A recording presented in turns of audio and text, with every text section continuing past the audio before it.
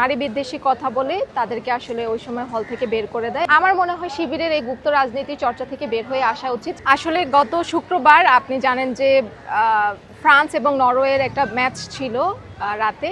তো সেই ম্যাচটি দেখার জন্য ঢাকা বিশ্ববিদ্যালয়েরই দুজন সাবেক শিক্ষার্থী শহীদুল্লাহ হলে খেলাটি উপভোগ করতে যায় এবং সেই সময়ে শিবির সমর্থিত প্যানেল থেকে নির্বাচিত শহীদুল্লাহ হলের সমাজসেবা সম্পাদক সে এবং তার দল ওই দুইজন শিক্ষার্থীকে বিভিন্নভাবে হেনস্থা করে এবং নারী বিদ্বেষী কথা বলে তাদেরকে আসলে ওই সময় হল থেকে বের করে দেয় এবং তারা আসলে খেলাটি দেখতে পারেনি।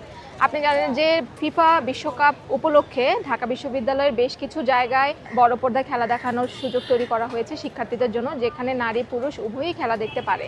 সেই জায়গা থেকেই আসলে তারা শহীদুল্লাহ হলে খেলাটি দেখতে যায় এবং তারা নিয়ম মেনে তাদের আইডি কার্ড দেখিয়ে এবং নাম এন্ট্রি করে আসলে তারা হলে প্রবেশ করে। কিন্তু শিবিরের যারা আছে তাদের যেই কর্মকাণ্ড সেই কর্মকাণ্ড এত বেশি নারী বিদ্বেষী ছিল যে তারা সেই সময় সেখান থেকে বের হয়ে যেতে বাধ্য হয়। তো আমরা পরবর্তীতে সেই ঘটনাটি সোশ্যাল মিডিয়ার মাধ্যমে জানতে পারি। তারা সেই ঘটনাটি সোশ্যাল মিডিয়ায় যখন তুলে ধরে আমরা জেনে ওই ঘটনারই প্রতিবাদ জানিয়ে আজকে ঢাকা বিশ্ববিদ্যালয়ের নারী শিক্ষার্থীরা সবাই একযোগে শহীদুল্লাহ হলে আর্জেন্টিনার যে ম্যাচটি ছিল সেটি উপভোগ করেছে এবং সেই ম্যাচ শেষে আজকে প্রক্টর অফিসে এসে আমরা একটি স্মারকলিপি দিয়েছি। আমাদের ক্যাম্পাসের যে উদ্ভূত পরিস্থিতি, যেখানে নারীরা নিরাপদ নয় এবং নারী বিদ্বেষীমূলক কর্মকাণ্ড যেভাবে ঘটে চলেছে একের পর এক, সেই সব কিছু বিষয় নিয়ে মানে সার্বিক বিষয়গুলো নিয়ে আমরা প্রক্টর স্যারের সঙ্গে কথা বলেছি এবং একটা স্মারকলিপি প্রদান করেছি।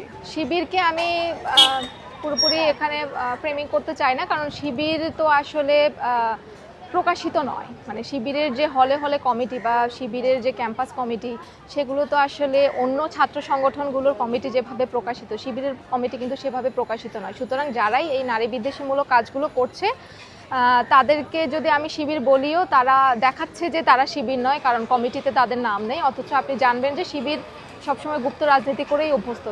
তাদের রাজনৈতিক ট্যাকটিক্সের কারণে আসলে তাদেরকে এই যে তারা নারী বিদ্বেষীমূলক কর্মকাণ্ড করছে বা কাজ করছে, আজকে শহীদুল্লাহ হলের যে এই কাজটি করেছে সে শিবির সমর্থিত প্যানেল থেকে নির্বাচিত বলে আমরা তাকে আইডেন্টিফাই করতে পারছি যে সে শিবির। এর বাইরে যারা এই ধরনের কাজ করছে এবং নারীর প্রাইভেসি লঙ্ঘন করছে, নারীকে মোরাল পুলিশিং করছে, অনলাইনে হেনস্থা করছে, বিভিন্নভাবে কটু কথা শোনাচ্ছে, তো এই জিনিসগুলো তো আসলে আমরা সেই অর্থে প্রমাণ করতে পারছি না যে এটা শিবির করছে, কারণ শিবিরের কমিটি যেহেতু গুপ্ত। আমার মনে হয় শিবিরের এই গুপ্ত রাজনীতি চর্চা থেকে বের হয়ে আসা উচিত। শিক্ষার্থীরা তাদের প্যানেলকে স্বতঃস্ফূর্তভাবে ভোটের মাধ্যমে নির্বাচিত করেছে ডাকসুতে, মানে শিবিরের ভূমিধস বিজয় হয়েছে যেটা বলা চলে, এবং শিক্ষার্থীরাই তাদেরকে নির্বাচিত করেছে। সুতরাং এত কিছুর পরেও তারা যদি শিক্ষার্থীদের সাথে এটা প্রতারণা, আমি বলবো তারা শিক্ষার্থীদের সাথে প্রতারণা করে নিজেদেরকে গুপ্ত করে রাখবে, কমিটি প্রকাশ করবে না, নাম প্রকাশ করবে না, এটি আসলে খুবই দুঃখজনক। আমার মনে হয় শিবিরের এই গুপ্ত রাজনীতি চর্চা থেকে বের হয়ে আসা উচিত।